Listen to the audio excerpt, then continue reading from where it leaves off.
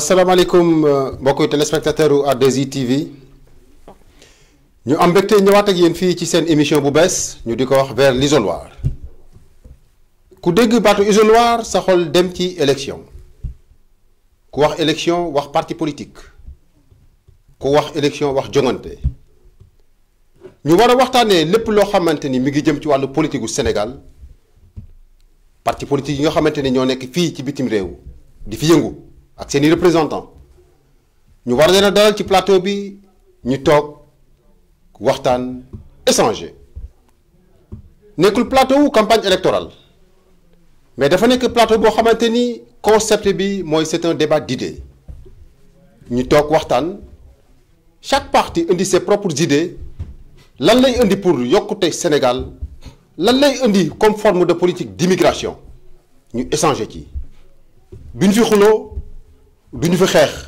mais nag du woyof ndax idée moom kenn ku ko wax xamante ni kenn ku ne da nga indi sa xel ak sa xalaat teg ñu faram-fàcce ko ñaari parti yi nga xam ne ñoom lañu invité wala ñett yi fi toog waxtaanee kenn ku ne contredire moromam mais loo teggi nag nga teg fa dara lépp rek ñu di ko def dans le respect dans la considération kenn du attaquer vie privée kenn idée la ñuy combattre ci idée yi la ñuy développer tey jii nag di émission bu njëkk bi ma am ci ñaari gan yoo xamante ni yu am maanaa la ñu nda wax ku wax ki nga xam ne mu féete seen ndeyjoor ñu di ko wax le secrétaire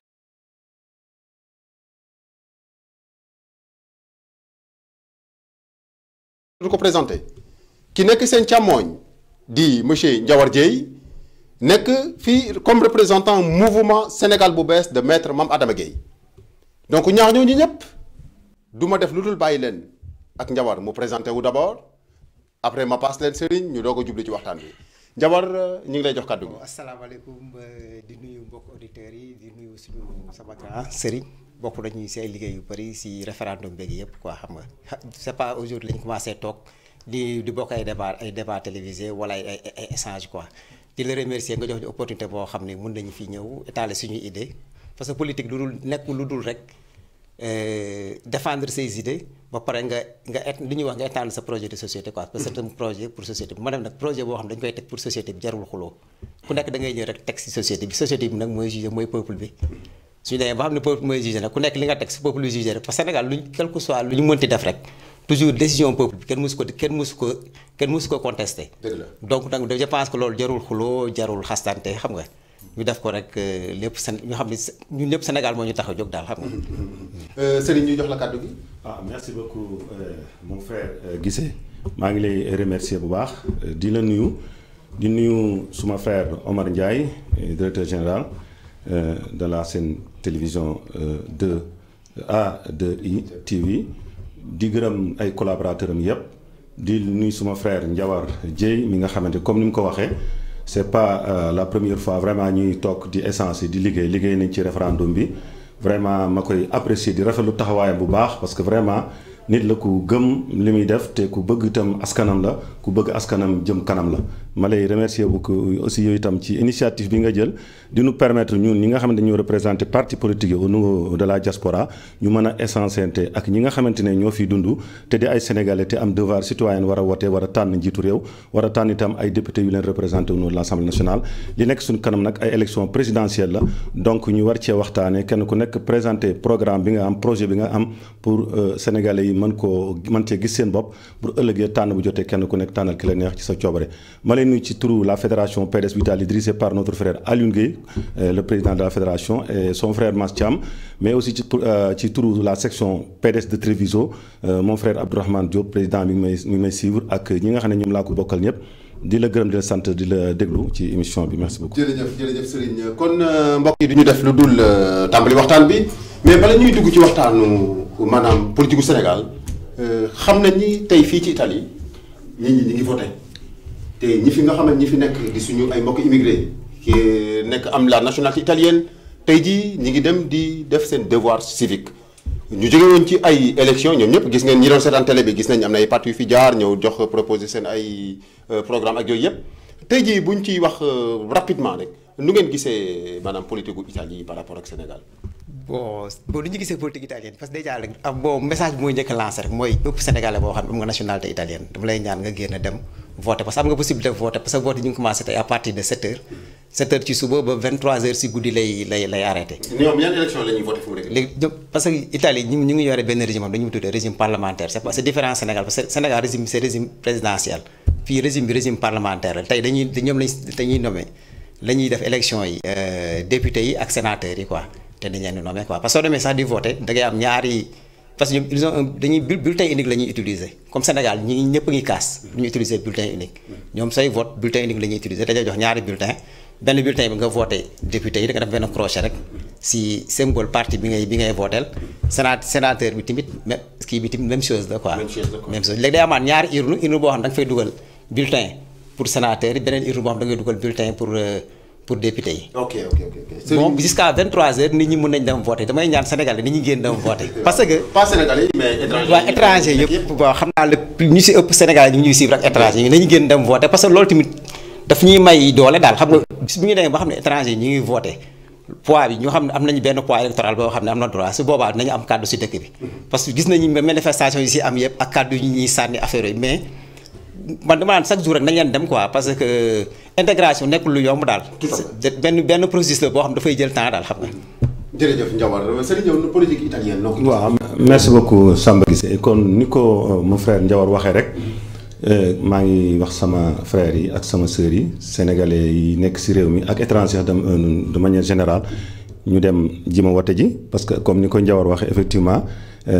ñu ngi commencé am ay sénégalais yu bëri yu yor passeport italien donc ñu dem wote ji tànn ki nga xamante ne jàpp nañ ne moo ëpp yërmande si ñoom surtout parce que politique itam loolu la bon ñu tànn képp yërmande si ñoom di wax ne itam comme ni ko Ndiawar waxee bulletin unique bi baax na dina économiser mais Sénégal xam nga dafa àggagul foofu nit ñu bëri jàngunu yenn jàng yi ba mën a lire mën a xam donc te processus bu gudd la kaa mooy suñu problème la processus bu yàgg la il faut ñu atteindre objectif bi nga xamante ne peut-être fixé nañ ko pour que alphabétiser le maximum de Sénégalais pour que d'ici 2025-30 peut-être dinañ am 95% yi ñoo xam ne dañ mën a lire mën a bind voilà bu boobaa dina yomb daal kon maa ngi soññi ñëpp ñu dem wote ji daal merci beaucoup jërëjëf bon léegi Ndiawar ci yow laay njëkkee pourquoi Sénégal bu bees. bon avant Sénégal bu bees sax on dafa ñëwoon beneen mouvement boo xam ne moom la ñu tuddoon Sénégal bu ñu bëgg parce que ñun dañuy jugé que bon parti politique gisuñu suñu bopp si parti politique daal xam nga parce que parti politique soo nee parti politique rek déjà da ngay wax affaire wu kii lay nekk quoi ay affaire wu dafay restreint daal affaire wu parti lay nekk yéen soo leen gagné yéenay pàccoo yéenay séddoo ñun gisuñu ko ne nag ñun ni beneen concept bu bees xam nga ñu ni concept bu bees ak Sénégal bu ñu bëgg on avait dit que bi ñu ñëwee bon ak si biir Sénégal bu ñu bëgg tout brièvement dañu waxoon dañuy def benn leadership collégial bi ñu essayé leadership collégial bi ça n'a pas passé c'était benn échec la woon parce que leadership collégial baax na mais soo nee du am président du am dara man j'étais contre affaire boobu parce que suñu nee du am président si biir du am secrétaire général après ku nekk da ngay xaar sa morom léegi affaire yi dafa laawoon gars yi ñoo xam ne sax ñoo leen njëkkoon jóg dañu romb après bon après amaat na ay genre manquement yu bëri si biir après man maa njëkk a démissionné sax après dama démissionné après les élections législatives après quelque temps après maam Adama démissionné maître maam Adama Gueye parce que am na yoo xam lu bëri bon moom sama référence daal parce que yu bëri daf ma koy jàngal c'est pas que la personne laa gëm non man nekk mu nit boo xam damay gëm nit ki jëmmal ko mais sa façon de faire ak idée yi muy sànni ak idée yi ñuy jox chaque fois man loolu idée yi muy joxe man loolu moo tax ma topp ko mais pas la personne de maam Adama non man du ma topp nit parce que moom nit rek la ko man dafa am ay idée comme man dañuy toog di discuter mu wax day wax parfois du ma si d'accord mu wax ma d'accord si ak te lu ma gën a neex si ñun à tout le temps yow sa idée dañ koy évaluer quoi c'est pas que ñoom idée yi day jóge ci kaw ñun ñëpp ku nekk da ngay am looy sànn bien vrai que nekkuma Sénégal mais à chaque fois su ma amee situation bi def damay envoyer email à chaque fois chaque réunion dañu may envoyer compte rendu réunion yi par email ak képp ku si bokk rek da ngay noonu la ñuy fonctionner. ok donc changement boobu rek ngeen ci am yéen gis ni bon Sénégal bu bees bi ñu bëgg. demul bi ñu bëgg waaw indi Sénégal bu bees. non même si même xam nga parfois c'est pas que dañuy jógee ci Sénégal bi ñu bëgg dem Sénégal bees c'est que dañu àndaloon ay nit ñu dem ba si yàgg après par principe yi ñu boole woon léegi gisatuñu principe yi si biir léegi nag si la ñuy retiré woo quoi. mais est-ce que lu kon loolu moo indi seen défaite bi nga xam ne da ngeen dem ci élection yi mujjee. waaw parce que loolu même pas avec waaw loolu parce que loolu da ciy joué quoi parce que loolu daf ciy joué bu bëri parce que si kii bi bon soo xoolee suñu Sénégal bi ñu bëgg ni Maam Adama lañ gën a xam comme personnage. waaw man et puis personnage am dafa xam lu mu incarné mais gars yi teguñu duñ ko choisiruñ ko. man su nekkoon personnage am du ma battre campagne. mais je me suis dit que damay battre campagne ba campagne bi je prends ma décision parce que man bi may dugg c'est pas la personne de Mame Adama Gueye moo tax ma dugg si y'avait Cheikh Tidiane Dièye sama frère la suñu ñaari papa yi ñoo bokk ndey ak baay. pour te dire que su nekkoon ay affaire personne rek moom laay jàppale. tout à fait mais man gëwuma loolu ay affaire man lu may gëm mooy ay affaire idée la ñuy gëm ay affaire principe ak valeurs yi ñuy défendre tant que ñu ngi koy bokk di ànd di ko bokk di ko défendre man loolu à chaque fois damay nekk si yoon boobu laay nekk daal. d'accord affaire idée affaire principe moo tax nga dugg ci dina ñëw ci idée yooyu nga développer ko plus largement parce que Sénégal yi ñuy seetaan aussi war nañu xam lan moo tax Sénégal bu bees taxaw fi ak lan moo tax Sénégal bu bees gars yi war ko gëm loolu lépp looy farab fàcce la parce que mboolem mi ñuy seetaan dañu soxla loolu parce que li ma wax lu ñu fi teg dafa am ay lu ñu jublu muy élection présidentielle comme ni ko Serigne junjee sànq kenn ku ci nekk ci yéen war a woote bi ngay woote mooy wan nit ñi lan mooy tax ñu wóolu la ba bu bés baa ñu mën la tànn Serigne su may ñëw ci yow da nga yor benn parti politique boo xamante ni kenn du ko présenté parce que le PDS soo ko waxee ça englobe tout kooku dafa marqué politique Sénégal. bien sûr mais tey jii ngeen topp ci cette PDS ŋànk rek lan moo tax. waaw mais xam nga waaw maa ngi lay gërëm bu baax gisee di dellu rek di yeesal vraiment suma kóllëre ak sénégalais yi ak sénégalaises yi ñuy déggu yépp di feddali itam suma laxasaay pour fas yéene leen liggéeyal doon seen ab soldaar ci luy soppi réew mi comme ni nga ko xamee ñun wax dëgg yàlla maître Abdoulaye Wade moom la ñu xam ba ñu nekkee xale ñoo mag PDS quand même mais ñoo màggandoo parce que dañu gimmi rek tàmbali dox rek maase ak PDS ba nu jógee di dugg si PDS itam xooluñu woon certainement la figure d'Abdoulaye Wade am peu fasciné woon nañu mais dañu dem ba jàng projet de société Abdoulaye Wade gis ko maître Abdoulaye Wade alors itam gis li nga xamante ne bind na ko ci ay yéene yu mu am ci Afrique am ko ci Sénégal yéene yooyu ñu liir ko gis ne lii ñu gis nañ suñu bopp. donc lu ci mën di am ànd nañu moom 26 ans d'opposition ànd 12 ans gouverner gis nañ ne tegal nañu loo xamante ne yoon la woon wun mën a am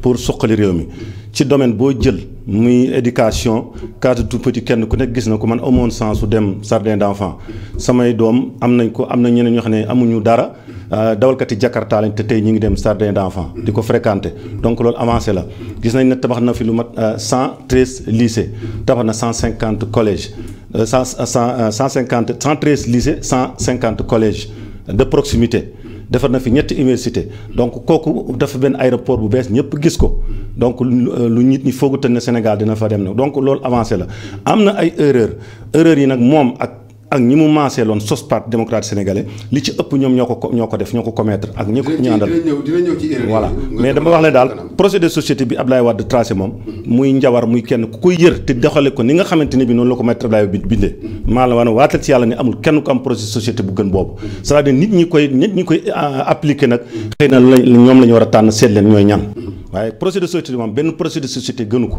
ci procès yi benn projet de société gënu ko d'accord loolu xam naa après yow di nga ñëw waaw di nga ko défendre di nga ko expliquer mbooloo mi ñuy seetaan lan moo tax nga ngànk ci loolu que ni dara gënu ko Ndiawar su ma lay laaj tey jii askan bi nga xam ñi ngi lay seetaan nga bëgg tey jii ñu fekk si la ci mouvement Sénégal bu bees yan idée ngeen fa teg yan plan d'action ngeen am yoo xamante ni moo war a xëcc nit ñi pour ñu intégrer fa. parce que loolu dañu def benn ko ñun bi ñu ne dañuy créer du parti politique créer une parti politique c'est un mouvement citoyen.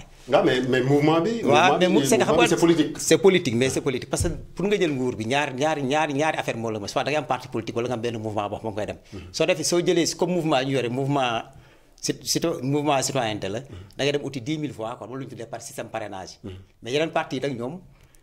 démb sax dégg naa ministère de l'intérieur bi taxaw ni tey suñu doon xool loi parti ni ñu koy doxale tey benn parti du existe Sénégal amul benn parti boo xam ne Sénégal mi ngi charte yi ñuy def pour parti Sénégal am ñoom ñu ngi koy respecté amul benn parti bu ko respecté ministère de l'intérieur moo ko wax te ñun mouvement nangu nga loolu yow li mu wax moom mais moom moo ko wax en tant que ministère de l'intérieur nee na non Madine est-ce que yow nangu nga loolu nangu naa loolu parce que nee na sax de zéro parti lay nekk même sax au parti au pouvoir sax existé wu ñoom les critères respecté wuñu critères yi mais ñun mouvement citoyen yi ñuy yore élection su jotee dañuy imposer 10 000 voix dañuy dem woo askan bi ñuy voté ku nekk def ñu 10 000 signatures pour mën a nekk candidature. mais c'est 10 000 signatures.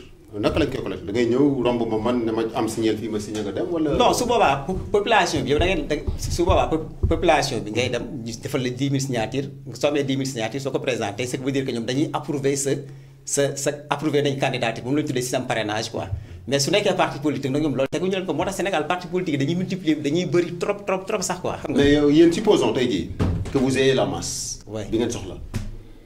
demain ça sera les élections présidentielles kan ngeen mooy seen leader ku ngeen di présenté. non moom Adama Gueye la ñu présenté déjà il a déjà moom déjà prononcé nañ candidature am déjà bi même suñu mouvement bi taxaw na mu waat devant le peuple mu xam responsabilité bi muy yore déjà xam na responsabilité bi nu mu diisee.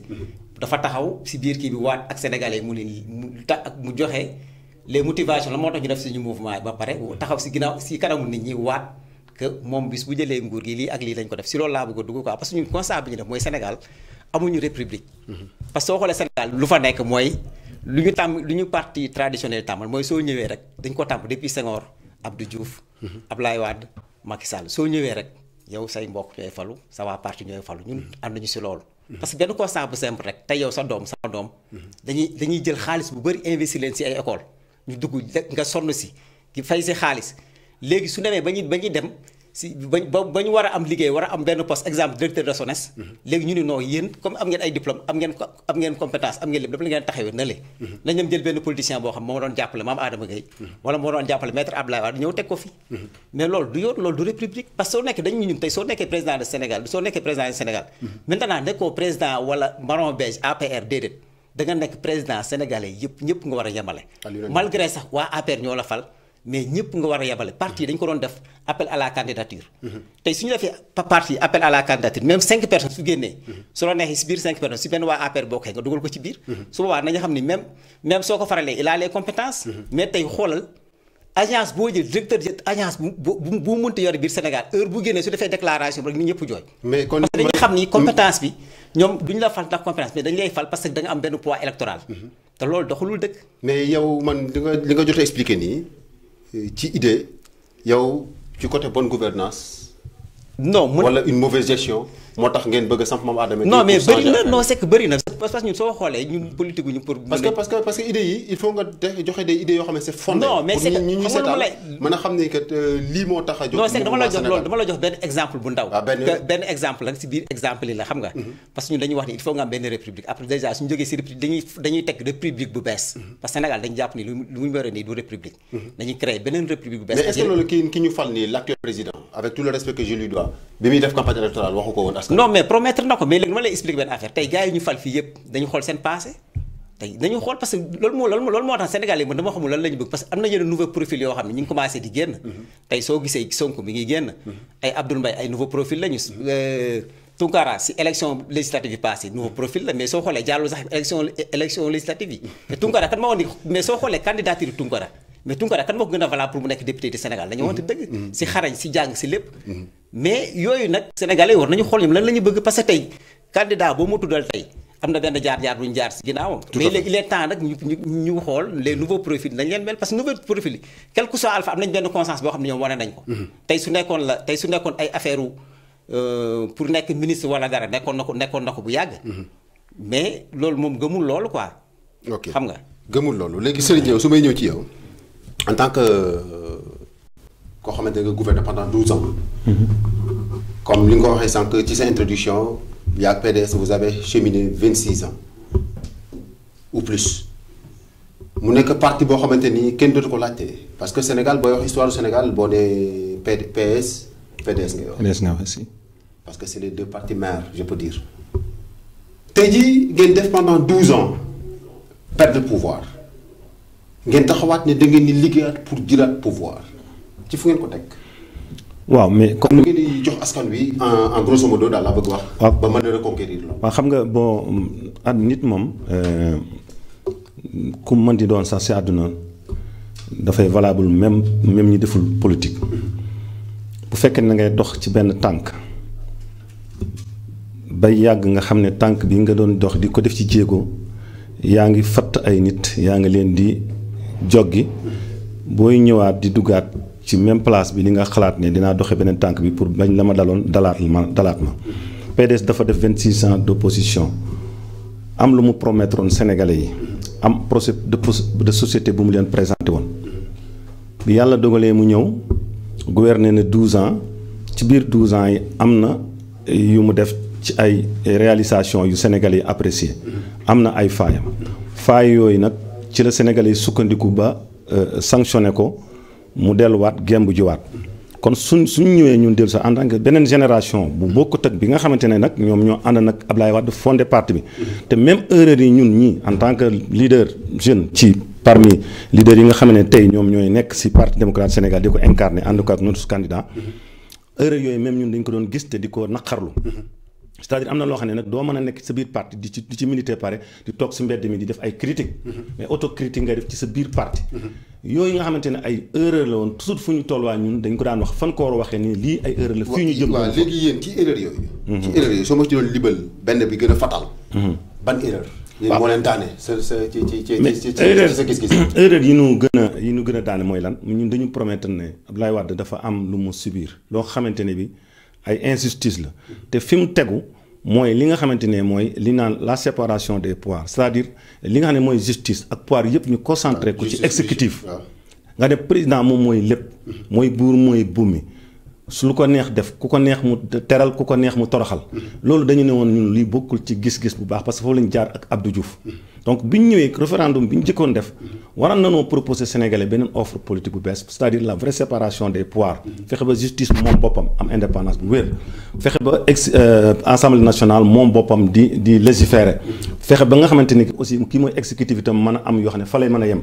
yu bëri dootoo ko mën a def doo doon yow ne kii su ma neexee moom ki ma neex rek moom laay def teraanga ji mooy mucc ki ma naqari mën naa ko teg ay daan pour sanctionner ko loolu bokk na ci erreur yi ba ca topp itam aussi mooy li naan gouvernance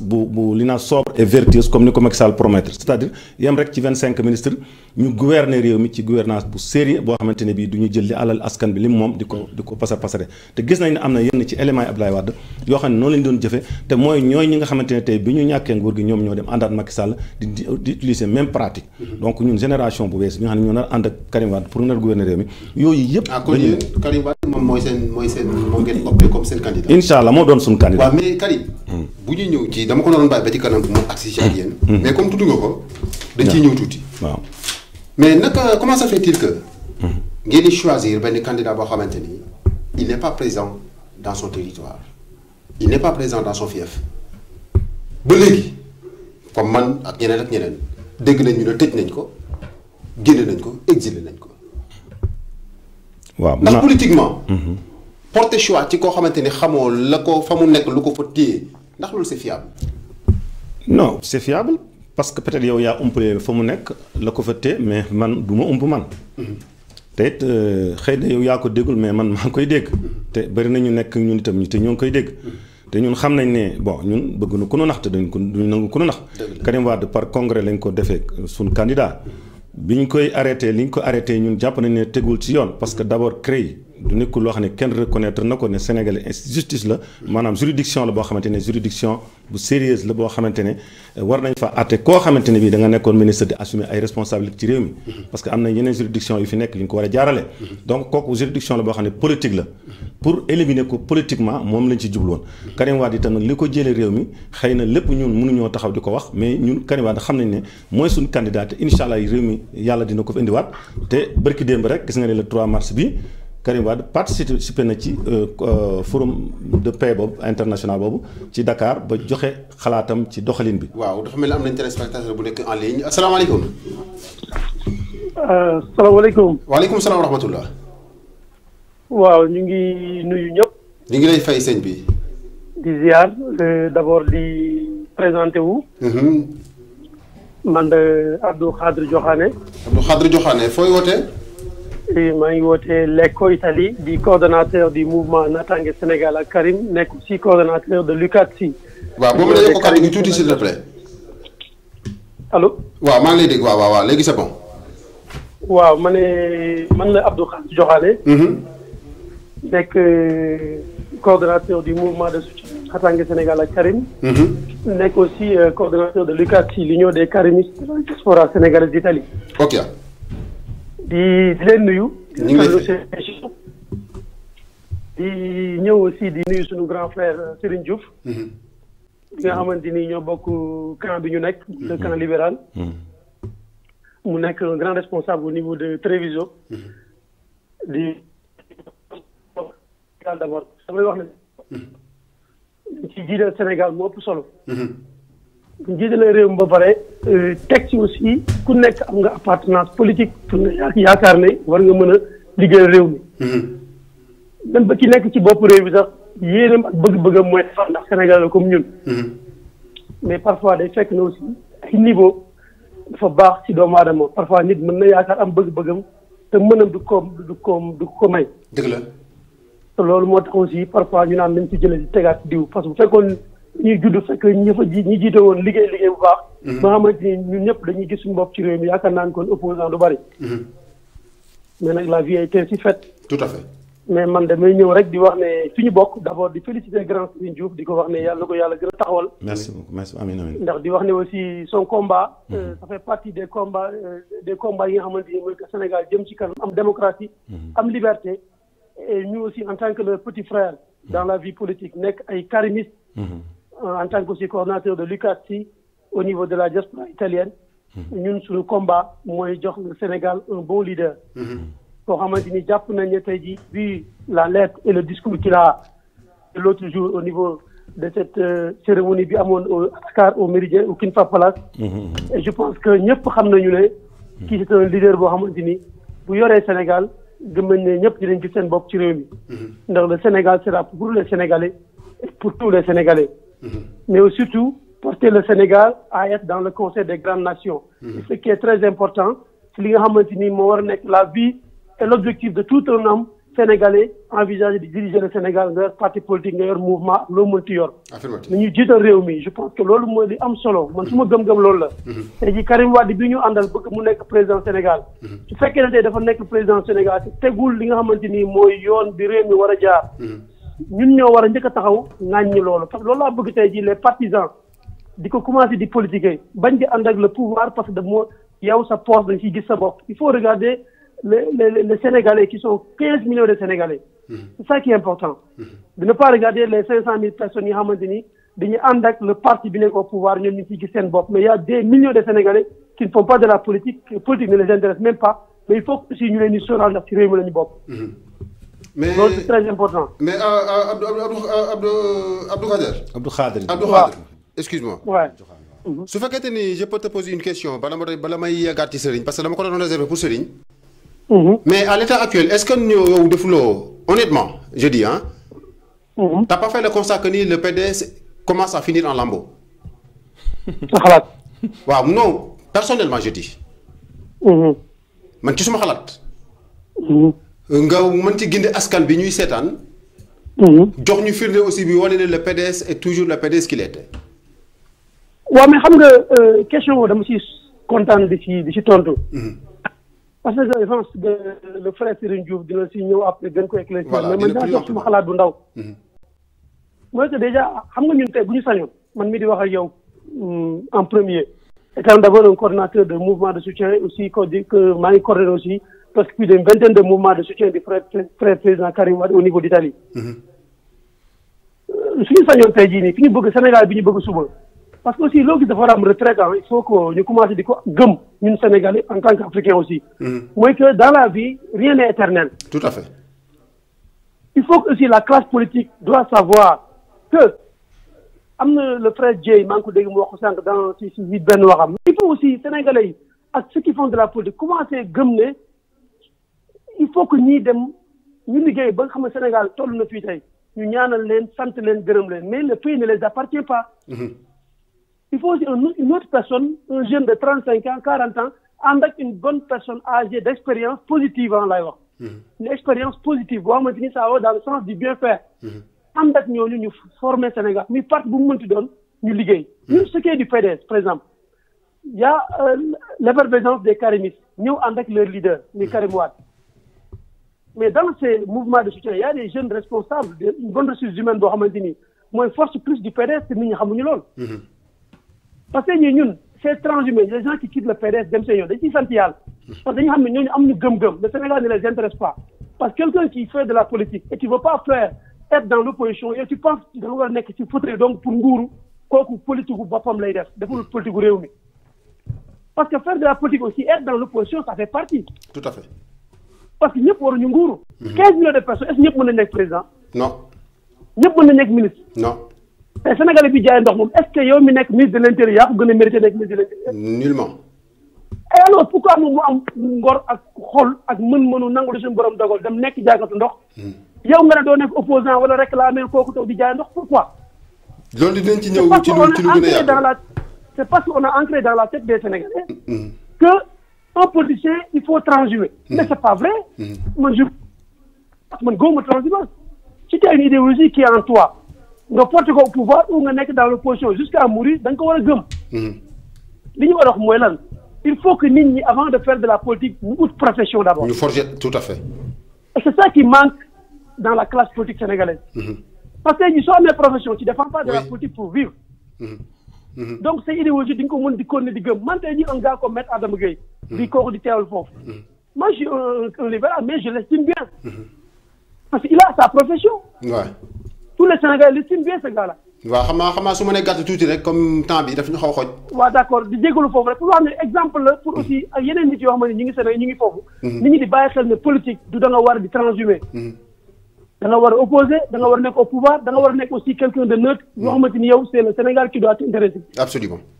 moo tax ñun au niveau du PDS tey ñi nga xam ne dañoo dem nañu dem ça nous fait un grand plaisir. ñi resté am gëm-gëm am conviction ne ñoom mën nañu retourner au pouvoir avec ce parti ànd ak les frères yoo xam ne ñu ñëw nekk des karimistes pour ñu porter ce combat. porter le Sénégal porter Karim Wade à la tête de cette nation mais ñooñu nañu continuer liggéey bi c'est simple comme bonjour ça du problème loolu. waaw ok Abdou Khadre ñu ngi lay sant bu baax a baax. di nuyu wàlle ko yëpp Serigne dégg sa frère fi mu intervenir boobu yaa ngi doon développé. mu ñëw contribuer ci lu am solo. waaw maa ngi koy nuyu bu baax sama jeune frère la. Abdou Khadre Diokhane maa ngi koy remercier bu baax mon jeune frère Abdou Khadre vraiment un homme engagé déterminé vraiment un vrai karimiste vraiment maa ngi koy remercier bu baax moom ak waa Okatchi gépp vraiment ña fa nekk ñëpp su may rakk lañu ak su may jarbaat sax ñu nga fa wax dëgg yàlla mu jiite plus d'une vingtaine de mouvements yoo xam ne ñu ngi soutenir sunu candidat Karim Meïssa Wade ñoo ngi koy remercier bu baax rafetlu contribution bi nga xam ne apporté na ko ci débat bi vraiment débat bi mi ngi commencé jël forme ñu ngi koy remercier bu baax li ma waroon wax daanaka lu ci bëri sax moom dèjà leeral na ko jàppale na ma ci donc pour ñu gagner du temps rek xam naa ne aussi foofu rek la ñuy koy bàyyi ci côté boobu bon ñu jima léegi Ndiawar suñuy dellu soit ci yow wax nga lu am solo quoi sànq sa biir wax mais comme li ma la waxoon nga ni seen leader il a juré devant le peuple sénégalais que li ngeen ko bëgg li ngeen ko sant incha allah bu jotal nguur gi dina ko def.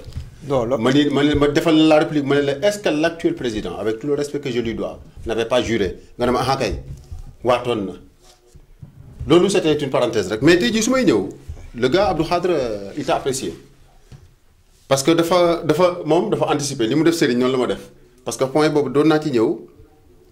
Moi, il est contre la transhumance. Moi, je ne peux pas admettre qu'une personne dit transhumer. Honnêtement. yow tey jii su ma doon ñëw di la laaj ci la transhumance ak avoir une profession ba pare doo ko dem défi politique yéen seen mouvement Sénégal bu bees lu ngeen ci wax. c'est que xam nga point boobu déjà soo dee transhumance pour nga régler ko c'est benn affaire boobu dafa simple. parce que tey ñëpp ñuy transhumer soo demee dafa am lu ñuy sédd. mais tey su nekkee da nga yemale population bi nga ne tey dama am république tey nga yemale ñëpp tey nga ne dama bëgg benn poste directeur SONES nga teg ay critères wala directeur Sénélec nga teg ay critères A B C D gars yi dem compétir su boobaa amul transhumance amul ñàkk transhumance léegi suñ compétiree suñ fa jëlee 5 su boobaa nag léegi mën nañu wax sax 5 yi jël nañu 5 yi léegi yow président yow tànnal 5 yi koo si jël dina di su boobaa dinañu xam ne tey ku amul ku yaakaar si politique pour jóg pour am rek benn genre liggéey wala dara su boobaa problème boobu daf koy régler parce que loolu lañu mais nag malheureusement lu ñuy gisee suñu président yi di ko doxale moom lañu tuddee autoritarisme mooy c'est-à-dire que yow dafa am na autoritarisme am na tamit lu ñuy tuddee détournement de pouvoir. c'est-à-dire pouvoir bi ñu ko jox lépp pour mu def ko ci Sénégalais yi. moom daf ko utiliser. à son fin pour renforcer parti parce que temps yële passé rek ak xafoor si Facebook bi. bon doon nañu xasante quoi. bon mu expliqué bi dama wax je suis diplômé tant ma ne ko pourtant ak sa diplôme yi nga yore yëpp soo toogoon PDS poste bi ñu la jox duñu la ko jox. xam nga après si la noppee. ma ne ko donc suñu nekkoon poste bi dañu ko def appel à la candidature ñu yemale Sénégalais yëpp benn. parce que président bi mooy nekk président sénégalais warul nekk président parti. moo xam nga problème boobu sax ci biir rek la woon na ko référendum yu ni léegi soo nekkee président. da ngay démissionner chef de parti mais malheureusement Sénégal loi yi on les applique même pas. loi yëpp a ngi fa Sénégal loi yëpp a ngi fa mais problème bi mooy les lois on les applique même pas. corps de contrôle benn du si fonctionné tey su ma la waree contrôler dama lay door benn coup de fil ni la sa waay suba dinaa ñëw nga préparer terrain bi yëpp su may dem nga bokkal ma dara.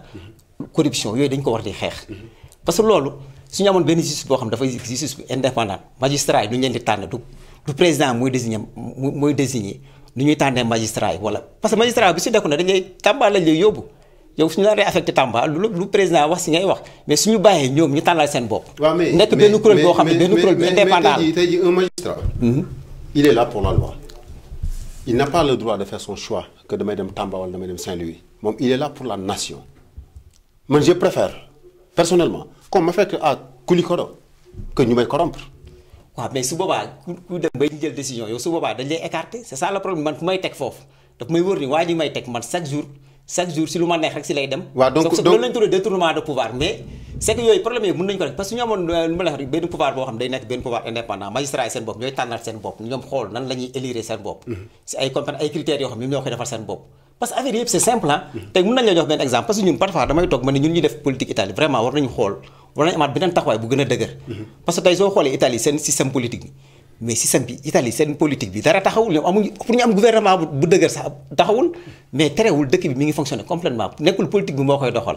parce que fii nit ñi dañuy ancrer seen bopp da ngeen war a liggéey. dañuy liggéey da ngay liggéey gëm mais Sénégal c'est le contraire mooy li ma la laaj. parce que Sénégal ñiy def politique sans profession. loolu laa lay expliquer. dañoo jël léegi lan ngeen ciy taxaw parce que kooku dafa nekk ay formes yoo xam dañ ko war a mais su boobaa jeex na yow soo tegee soo ñëwee nga ni léegi lépp lu ñu def dañu ko def appel à la candidature c'est-à-dire poste boo soxla da ngay am benn kuréel boo xam ne day seen benn kuréel bu indépendant ñu teg ay critères yu leer ñu teg ko fi xam nga léegi bu njëkk dañ doon définir affaire parce que yooyu amoon na fi gars yi ñoo ko dindi rek parce que bu njëkk dañu naan la PCA ñun la bac plus 5 mais maintenant commencé woon nañu jël ay PCA yoo xam ne BFM la ñu am ñii ay PCA yoo xam ne ay certificat la ñu am mais nag loolu xam nga loolu la ñuy mais yooyu dafa war a dañ si dëkk bi parce que limite mënuñu toog rek politiciens yi ni ñoo moom dëkk bi tey su nekkee amoo koo xam ne sa mbokk boo xam day politique wala sa mbokk boo xam day def leneen duñu la fal xam nga lépp affaire sur recommandation lay nekk mais loolu doxalul réew parce que dëkk pour mu dox dëgg il faut nga am benn compétence nga xam ne ay nit ñoo xam dañuy compétent si li ñuy def ba pare en même temps système bi dañ koy war di ko ajourner chaque jour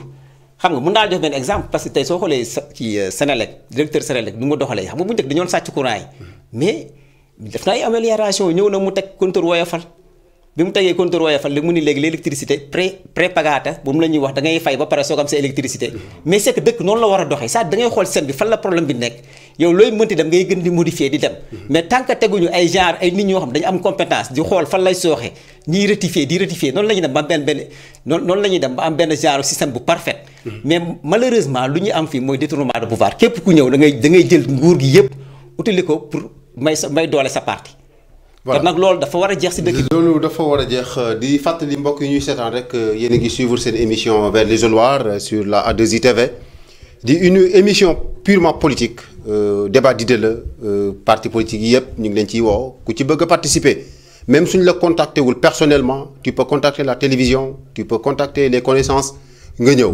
fii le débat est ouvert à tout le monde dañ fiy toog pour waxtaan lu jëmale suñu Sénégal kanam. dañ fiy toog di échanger parce que bu ñu sottantewul xalaat du ñu xam fu ñu jëm ci élection la ñu jëm vers 2019 sori na soriwul dañu war a préparer le terrain dès maintenant proposer askan bi loo xamante ni dinañ ci gis seen bopp ba ëllëg si biir bu ñu demee ba bésu woote jot ñu tànn candidat ba leen doy ci programme boo xamante ni luy jëmale suñu réew kanam la. Serigne su may ñëwaat ci yow sànq sa frère bi génn. wax na lu am solo mu ne mouvement karimis yi ñëw nañ biir PDS def ci lu am solo mais benn constat boo xamante ni man def naa ko ci mouvement yi mu daan dégg yépp est-ce que tey jii Karim bi mu ñëwee PDS divisé wu ko parce que y a des gens yoo xamante ni ils sont dans les mouvements. Ils ne se considèrent pas comme des membres de Ablaye Wade. du PDS waaw du PDS. ok te Karim nekk ci biir PDS. loolu lu mën a nekkee est-ce que c'est pas contradictoire loolu. waaw man jàpp naa ne koo xamante ne mi ngi jàppale Karim Meïssa Wade candidat du PDS responsable politique aussi au niveau du PDS membre comité directeur du PDS candidat du PDS soo ko dee jàppale ba pare nga ne yow boo ko PDS ah waaw xam nga loolu itam luñ mën a dégg la parce que parti politique itam li la ci boole ku xamante ne yow rempliroo critères yooyu conditions yooyu mën nga bokk ne wax ne bokkuma si mais ki la si boole moom mooy ki nga xamante ne moom ngay jàppale soit ndax mooy candidat bi wala benn leader la rek bu nekk si biir comme Serigne Diouf nga créé benn mouvement fii au niveau de télévision nga ne ànd ak Serigne Diouf dooleel Karim Meïssa Wade ku nekk sañ na ko donc ñooñu koy wax débat de fond la te duggaguñu si ñoom ñoo war a wax lu tax ñoom bokkuñu PDS mais bokkuma PDS rek loolu moom mënuma si ŋaañu kenn Karim Wade laa jàppale itam kenn ku ne mën na ko en même temps nga ne man bokkuma PDS ndax am na ñoo xamante ne bii politique intéressé wu leen li leen intéressé mooy candidat bi moo leen intéressé programme bi mu leen présenté moo leen intéressé candidat bi aussi li nga xamante ne bii subi na comme injustice mën na laa motiver pour nga ànd di ko jàppale comme li ñu bëri defoon ak Macky Sall comme d'ailleurs lu bëri ànd di defoon ak Idrissa Seck donc loolu mën naa dal ñu bëri ci loolu ci Karim Wade mais tey jii par exemple ñooñu nga xamante ni parce que mouvement kuy waxal yàlla xam ni mu Karim il a beaucoup de mouvement ci monde bi. mais PDS. bi mu bokk. tey jii bu yàlla dogaloon loolu. ñu ne Karim moo nekk président Sénégal moo xam at bu mu mënti doon. ñu koy woo di ko wuyu parce que y a des intellectuels ci biir y a des intellectuels au sein du PDS. ñu ñëw ba dara desul lu dul war a gouverner. est-ce que yéen a ngi analyser problème bi war a am foofu ëllëg. waaw mais xam nga kiy jàppale candidat bi moo xam ki bokk PDS la moo xam ki nga xam ne mouvement de soutien la day jàppale candidat bi programme am la am moom lay véhiculer nga ànd koog moom nga jàppale ko sénégalais yi mën nañ ko fal bu ñu ko falee pare nag moom la sénégalais yi faluñu ñëpp benn candidat la sénégalais yi fal moom su ko neexee mu ne man ci sama biir parti ñi ma àndaloon di ma jàppale sax tànnuma ci ministre wala bu ma ci fukki ministre la juróom laa soxla fukki dong laay jël ci sama. mais loolu mooy jur transhumance bi. mooy li Ndiawar wax non mën naa dem comme appel d'offre bi Ndiawar di wax mën na ñëw.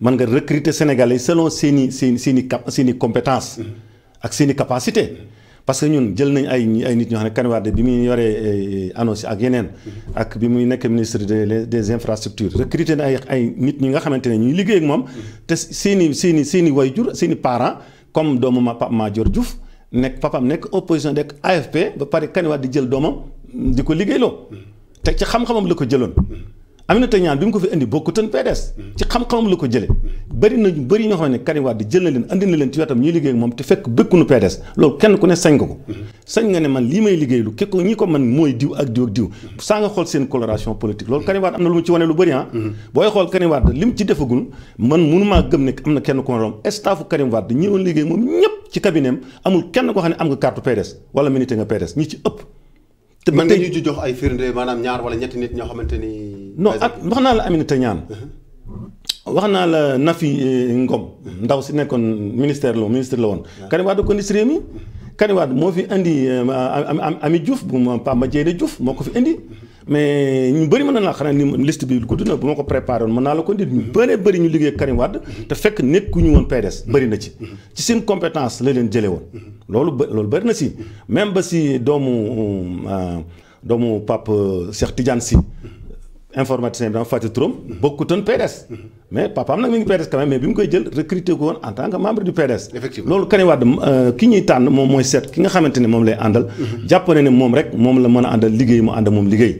man nag responsable politique la maa nekk ci terrain bi di liggéey. bu boobaa nag combat la bu may mëne. parce que tey nag kenn du ma jëlee ci sénégalais yi wóor. kenn du ma jëlee ci génne ci sénégalais yi am xam-xam. te mën a jëriñ sama réew. bu ma ci boolee nag di minité fexe ba yow ndomb ak tànk gi nga takk ak sees bi nga topp damaa contribuer ci li la ci indi.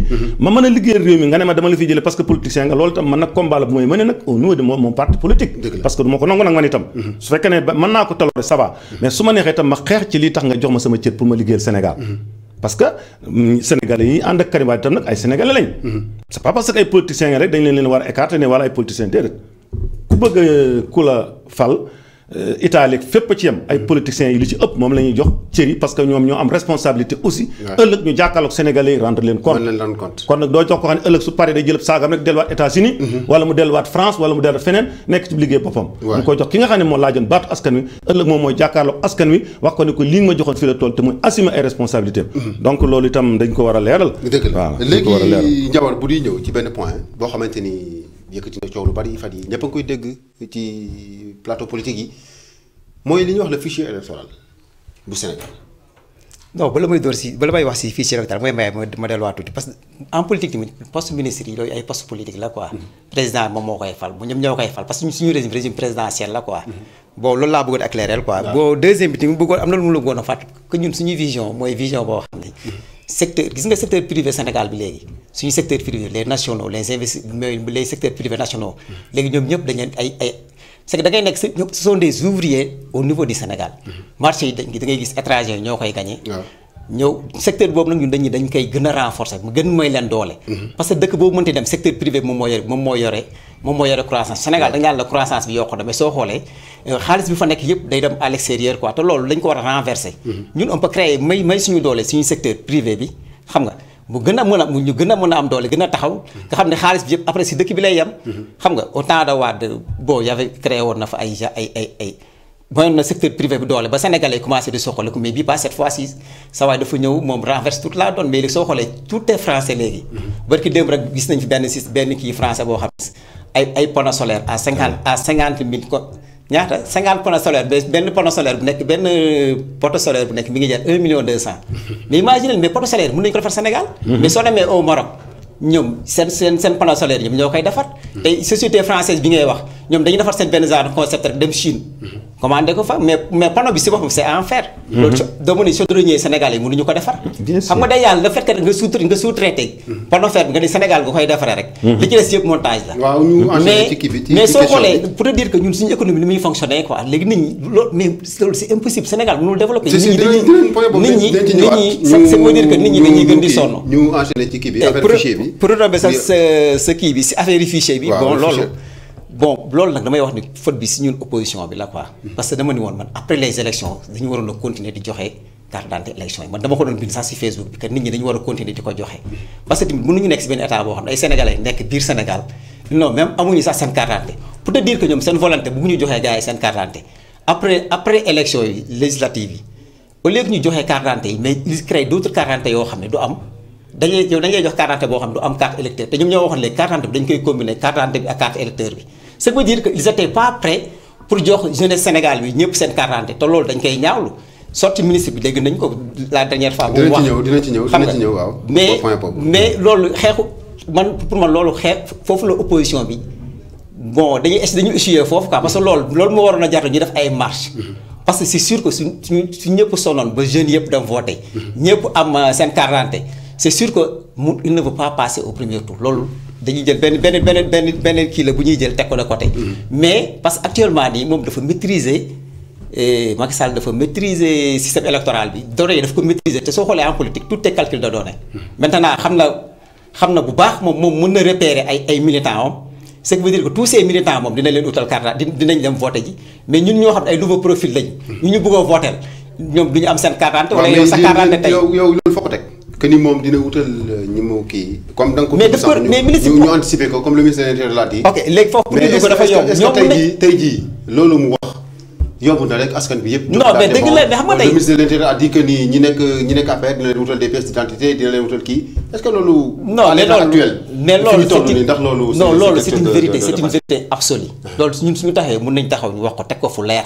gis nga tey su carte d'identité suñu ko doon joxee normal ñu joxee carte d'identité normal ku soxla sa carte d'identité nga dem sans problème ku soxla sa carte électeur nga dem sans problème loolu su ko waxee du kenn du ko wax. mais parce que dañ naan non mais c'est xam nga tey mënoo téye carte sa papa Koumé tey mënoo téye carte d'identité sénégalais yi ñëpp ñu xam ne tey législative yi kenn gumbawul.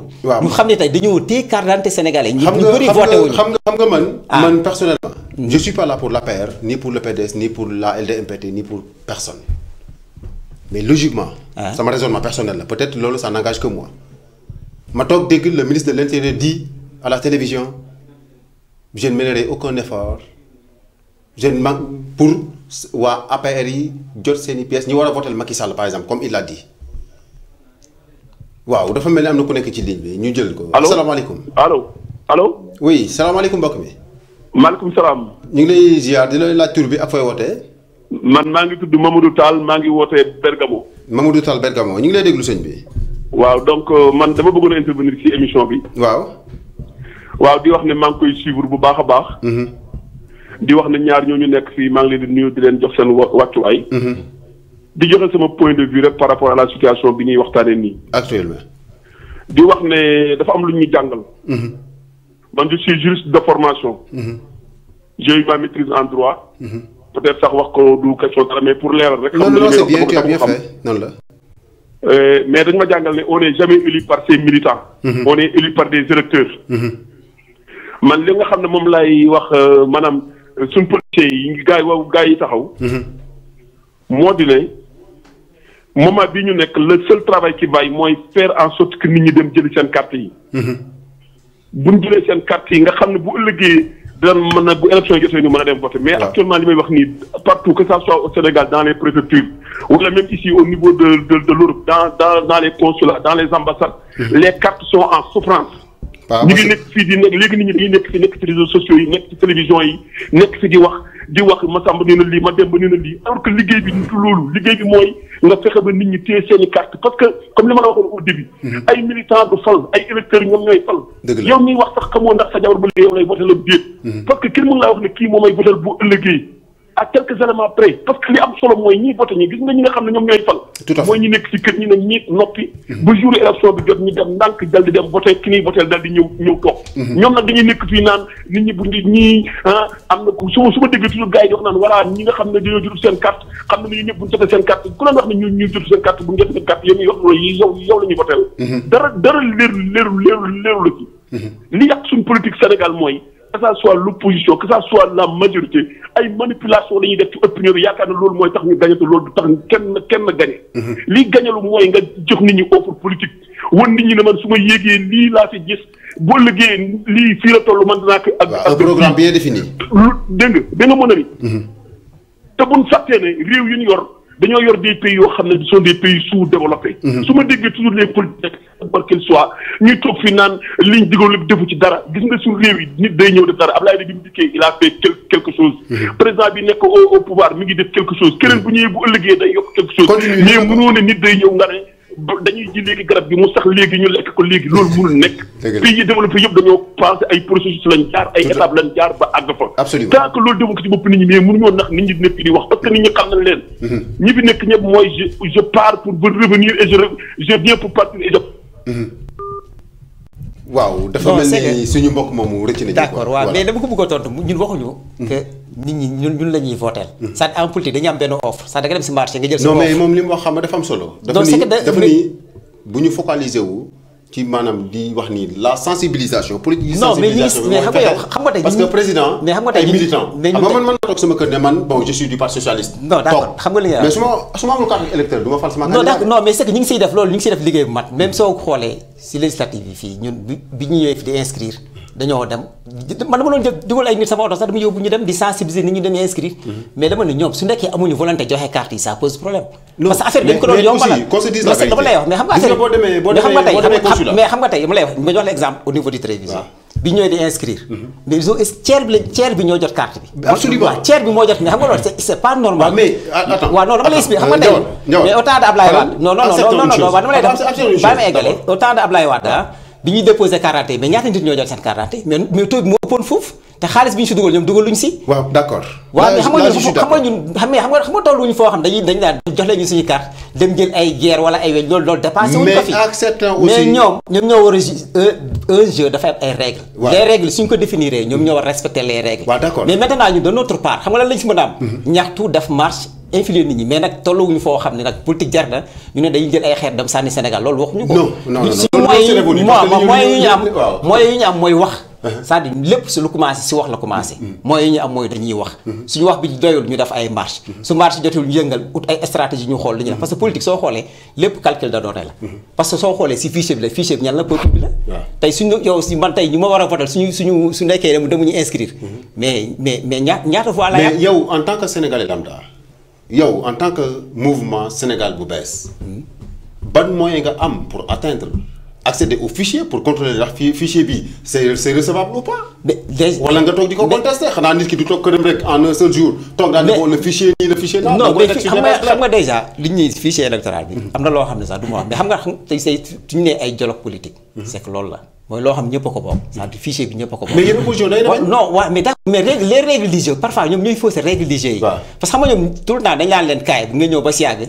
règles du jeu yi su leeree rek nit ñi dañuy dem. mais yow soo non baa meegale mais leer ñu parce que non baal ma expliquer comme ñaar ngeen. non il faut mooy seddale temps bi timing bi aussi ci la bokk. parce que Serigne dégg nga sa waay bi génn léegi. Mamadou Tall waaw Mamadou Tall. dégg naa ko waaw. yow tu es un ancien du terrain. tu es politique yàgg nga ci. bokkul ak man wala xam nga ainsi de suite. def nga ci benn parcours bu yàgg. yàgg nga dégg ñuy wax sàcc élection. amoon na. man mii autant. avec des preuves yu wér. ba ma daan siéger à l'âge de 18 ans la commencé woon siéger. bu njëkk ña fi nekkoon bu njëkk dañu daan sàcc élection. dama ko découvrir ba commissariat laa mujjee parce que dama ne kenn dootul voter tant que lii dañul waaw. autant. maintenant tout est informatisé. tout est informatisé. est-ce que yow actuellement ci fichier bi nit ñi toog di wax yow lan nga ciy toog di ko jox firnde Sénégalais yi que le fichier bi gars yi contesté lii ak lii moo ci doxul wala nit ñi délivrer carte d'identité yi nii ak lii moo ci doxul pour askan wi itam xam lan moo tax parce que itam ñi ciy wax bari nañu kenn ku ne yaa ngi toog sa salon rek teg ataaya ji fichier bi. encore une fois man je ne suis pas pour l'APR. waaw je ne suis pas pour le PDS ni pour le Parti socialiste. maa ngi lay remercier bu baax question bi dégg naa ko question bi leer na nañ. répondre la ba pare répondre aale Mamadou Tall voilà. xam naa ne juriste la droit la gën a xam. xam naa ne fichier électoral moom maîtriser wu ko. ci ni ma ko déggee mu waxee. waaw may wax itam ne parfois da ngay gis ñu ne waaw politiciens yi du ñoom ñooy fale mais électeurs yi ñoom ñooy fale loolu xam nañ ko. kuy def formation politique danañ ko boole ci sa formation. kon du loolu moom du lu muy apprendre actuellement. xam nañ ko bu baax a baax. mais lii di tax électeur bi moom mën a dem voter ci conditions yi nga xamante ne moom la processus électoral bi tracé ne lii nga ci jaar pour man sa vote nga valider ko. processus électoral dafa gudd. te dafa xereñ tegul mat sëkk la laaj. Macky Sall mën naa bind 7 millions sénégalais. 7 millions. nga yor sa carte d'identité sa carte électeur. nga ñëw Treviso gi nga bindee. dugg ci bureau de vote bi sëgg. joxe sa carte d'identité joxe sa carte électeur. xam nga bind nañ la am nga sa carte d'identité am nga sa électeur. mais carnet d'émergence bi. carnet d'émergence bi liste d'émergence bi. mën nga ci sax tur fi nga war a signé yow sa tur du ca nekk. waaw loolu la faute est à qui. càcc gi mooy état bi mooy def doxalee noonu parce que li tax audit bi. fichier bi bu ñu ko audité. xam nga ko communauté internationale bi yónni na fi ay observateurs. ñu ànd ak moom bëgg ci impliqué opposition bi. parce que ñun li ñu xam mooy càcc ga fa mu nekk. foofa la bëggul ñun ñu teg ko suñu bët. xam nga ministre bi nee na voilà audité nañ ko apprécié nañ ko à 98% mais 2 points yi ci des mooy lii ma la wax. Géejawaay dañ naan bind nañ fa 3 millions. mais 3 millions yooyu carte électeur gi mën nga ko jot ak carte d'identité bi mais liste électorale Serigne nga baal ma ñu jël téléspectateur bi nekk en ligne asalaamaaleykum. asalaamaaleykum. waaleykum salaam wa rahmatulah. ñu ngi leen di ziar bu baax. ñu ngi lay dellu ziar sëñ bi di la laaj tur bi ak fooy woote. ñu ngi tudd Abdourahmane Diop. Abdourahmane. waaw di wootee fii ci Venezia. waaw. waaw ñu bëggoon a participer rek ci émission bi. waaw ñu ngi lay déglu sëñ Abdourahmane. waaw ñu ngi leen di sant bu baax di nuyu sama frère boobu Serigne Diouf. di ko ndokkeel bu baax. merci beaucoup. waaye di nuyu suñu frère bi également Ndiawa. di nuyu ki nga xam ne mooy dirige émission bi. waaw di rafetlu di ci dugg tuuti rek. par rapport ak fichier électoral bi nga xam ni. yëkkati ngeen ko effectivement. nekk na loo xam ne nii mooy données yi nga xam ne ci la nit di mën a sukkandiku pour ay wate leer. dëgg la. waaye bu ñu waxee loolu tamit fichier électoral. dafay am solo ñu xam cartographique bi ñaata bureau de vote moo am. très bien. loolu mooy li nga xam ne tey jii nguur gii ñu fi nekk foofu la ñu dugal ba nga xam ni mënuñu la wax ne bu dee Sénégal 13000 la mbaa 12000 la hectare. ci biir loolu nag moo tax nit ñi di réclamer ay bureau fictif yoo xam ni am na. te loolu kenn mënu ko weddi tamit. te amul lenn loo xam ne nii teg nañ ko ci suñu loxo pour leeral ne loolu am na. dëgg la jërëjëf. la preuve est que bi nga xamee ne tey jii ñi ngi def li nga xam ne mooy audit bi fichier électoral bii passé.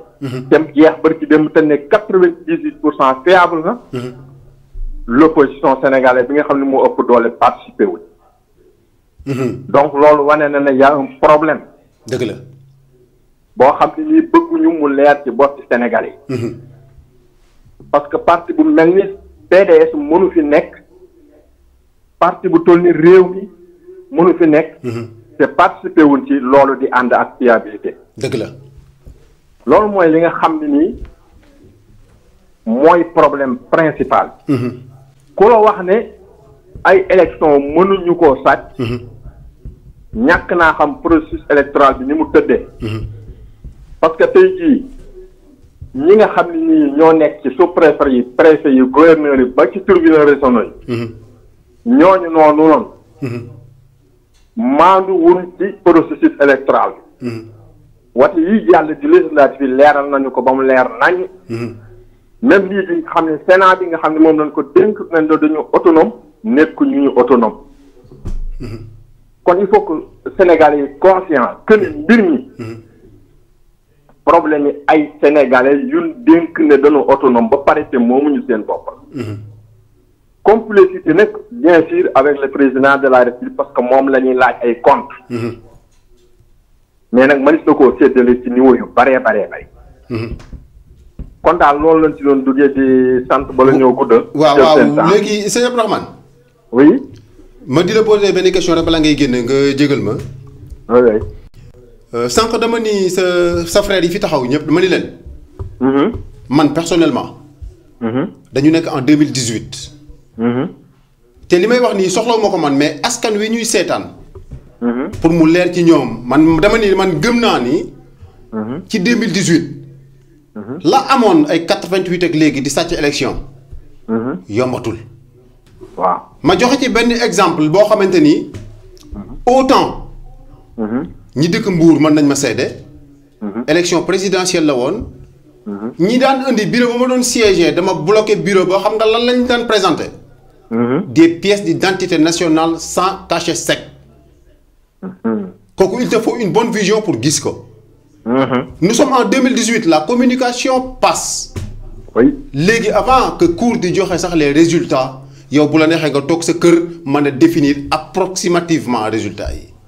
effectivement moo tax ma ni yow actuellement comme yaa ngi tu es un politicien ni ma la déggee nga wax. xam nga bu baax li ngay wax.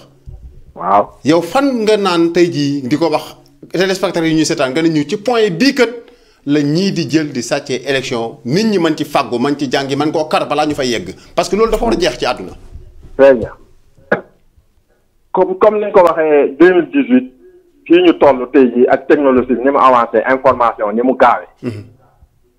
mais toujours am na benn point bu am solo. muy li ñuy wax forcing. buñ dellusee ci li nga xam ne nii mooy communal yi passé wa la xewoon Podor ci Aïssata Tall gis nañ ko. mais li xew Ndar ci Baraaye gis nañ ko. mais aussi li xew Géejawaay gis nañ ko. loolu dafa am baneen bara bu nekk ci ginnaawam. loolu noonu nag mooy mbir mi. ok parce que tey jii. ñetti point yooyu ñëpp xam nañ ne dañ koo bokkarti. li xew Ndakaaru aussi ci nga xam ni mooy législative yi ñëpp gis nañ ko. xam nañ ne am na leneen lu dul ay électeurs yu nekk ci ginnaaw. loolu nag dafa dul lu yomb lijjanti. ndax yow boo koy lijjanti ci yoon nga koy jiima teg. te yoon am na ñun fa teg pour ñuy teg yoon. loolu yaakaar naa ne juste boobu duggaloo monsieur Talla. dana ci mën a indi ay wax. waaw. waaw parce que loolu ay dafa nekk témoin boo xam ne. nit ku nekk daf ci teg bëtam ci li xew. dëgg la. donc loolu mooy problème bi nga xam daal des na ci ñun pour ñu lijjanti. xanaa waaw dafa mel ne sa. non dama bëggoon àggale rek si. waaw ñu di la sant rek di la gërëm. waaw maa ngi du pour bàyyi sa gars yi yeggali waaw Serigne. waaw maa ngi remercier vraiment mon frère Abdourahmane Diop ci contribution bi mu indi di ko remercier bu baax a baax. kontaan dama doon wax rek te àggaluma ci processus électoral bi. xam nga yaa ngi waxee année 88 ak yu mel noonu. donc man. ci ñi doon siège encore bokk naa si. ci année yooyu. mais dama la wax ne booba taa da nga daan gis benn nit bu am ñaar fukki carte d'identité. waaw mooy li ma la wax sans cachet da ngay dëkk Mbour. da ngay dëkk nekk Thiès bi ma dëkk Thiès bi ma xam. da ngay jóge Fandène ak carte d'identité boo xam ne dañu naan Aïssata Ndiaye Fandène. ñu joxaale benn nga ne Wuri Diallo Baba. ba Tasset. doon fukki nit ñëw di wote si. mais loolu mënatut a nekk. mënatul ne système informatique bi génne na ko fi. mais am na leneen lu ñu dese gars yi. li ñu dese mooy. ordonnance yi quoi. ordonnance yi am na mais dañu naan Touba Macky Sall da koy ñàkk. Macky Sall da koy ordonnance tey jii boo ko doon expliqué. waaw dinaa bàyyi njawar mi ko évoqué après dina ko wax mais dama bëgg wax rek ci man fi ma nekkoon. mooy Touba. Macky Dia cartographie Sénégal Macky Sall xam na ko renseignements généraux moom moo ko téye xam na ko. fi muy mën a gagné xam na ko fi muy perte xam na ko. donc fu mel ni Italie par exemple xam na ne moom da koy ñàkk.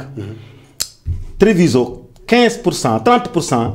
binduwunu 30%. ñoo bindu ci électro un tiers bi ñoo bindu. mais ñi jot seen carte d'identité seen carte électeur ñi ko jotul bari nañ trop am na ñoo xam ne jot nañ ko pare bi ñu ñëwee ci liste d'émergence bi fekkuñu ci seen tur. donc sabotage lay doon. jël ku nekk Treviso nga yóbbu ko Treviso jël ku nekk Bergamo nga yóbbu ko Firenze. alors transfert électeurs yi. ci leen ko def mais dëkk yi nga xam ne ñoom jàpp nañ ne ñoom seen faveur la ñoo fay gagné. dëkk yooyu ma ne la mbaam yi sax dinañ leen woddu kaala leen jox leen ay carte d'identité carte électeur. voilà donc système bi foofu looy sàcc gi ba pare. léegi si yoo xam leneen quoi. xaar ba dëkk yi nga xamante ne par exemple mu mel ni tey jii Médina wala feneen. jëlee nañ ay nit yeneen i gox. xam nga bureau bi raw gàddu la. yow benn électeur boo ko rawee kii ña xam nga yow ñaata électeur la daan rawee. nga fexe ba transféré fa ay nit dafa leen fa certificat de résidence. ñu résider biir Médina te c'est électeur lañ dëkk ba nga leen jëlee yow même bu fa moo fa jëlee woon 1000 personnes du tee nga yaa ngi koy gagné. nga transféré fa électeur. ñu am résidence ci même année bi ci même mois bi nga gis ne yow da ngay def remarque boo xam ne. waaw mais le jour du vote ñoom mënuñu voté ñaari yoon. non duñu voté dama la ne comme boo nga pour contrebalancer électorat bi lii la waa ji di rawee fii. nombre d'électeurs bi may rawee Treviso waa APR. ñoom mën nañu jëlee ay Vicenza nga xam ne seen passion la ñoom mën nañu fay gagné. mën nañu fay jëlee 40 électeurs wala 100 électeurs. andil ma ko Treviso. transfert de vote lay def. transfert de vote lay doon. ok bureau de vote bi. waaw pour jéem a réeral gars yi waaw bureau de vote bi ma leen di gagné. parce que foo figuré wul dafa voté. bureau de vote bi ma leen di gagné. xam nañ ne 30 électeurs moo ñu différencier élection yi mën nañoo jëlee Vicenza seen 40 personnes nga xam ne ñoom rawee nañ nu fa ñun lu mat 50 électeurs ñu jëlee fa 30 personnes. yoo xam ne électorat wu APR lañu ne leen dem leen ngeen bindu te ngeen woote ji Treviso ci bureau 1 bi Serigne Diouf di wootee. voilà léegi système boobu. voilà.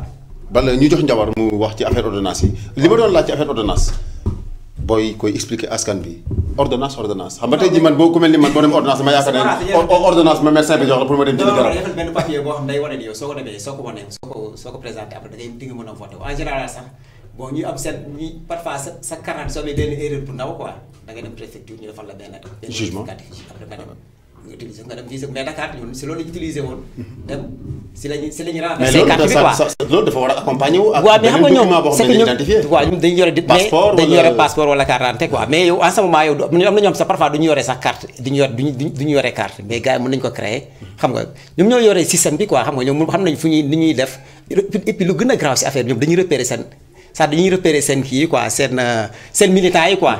ministre bi wax na ko de sama militant bu ma gii boo xam ne day voté Macky Sall non xam nga loolu moom daf ko wax. non en tant que ministre de l'intérieur man je condamne. waaw moom daf ko wax ba pare xam nga lan mooy si garaaw man contre ma la wax ko mu def ko moom tey exemple tey su ñëwoon daf mu jaarale yëpp yoon ñëpp jot seen carte d'identité normal man su ko waxee aw ma si problème parce que souvent naa xam ne lépp lu mu war a def na ko mais bi ñu defee constat ñoom dañuy téye ñëpp xam nañ dañuy téye carte yi nga ñëw tourné wax loolu mais ñun suñu xel day tey alors xam nga te xelu nit ñi yëpp day tey quoi xam nga téye carte yooyu dafa am benn constat boo xamante ni man personnellement def naa ko ci le Sénégalais lambda xam nga lu mu bëgg last moment. mooy le dernier moment.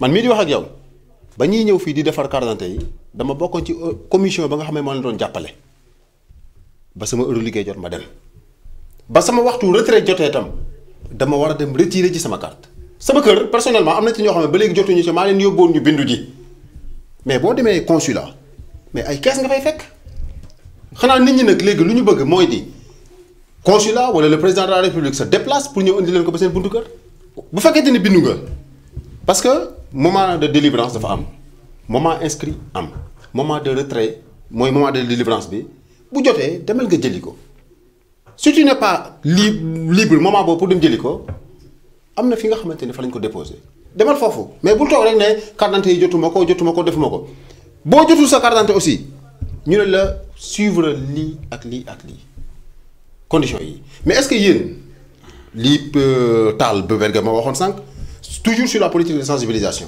man je suis en phase ak moom ci loolu ndax yéen a ngi ciy dox. pour dimbali seen donc pour te dire ministre bi sax daf ko avoué loolu ministre bi daf ko avoué parce que nee na moom.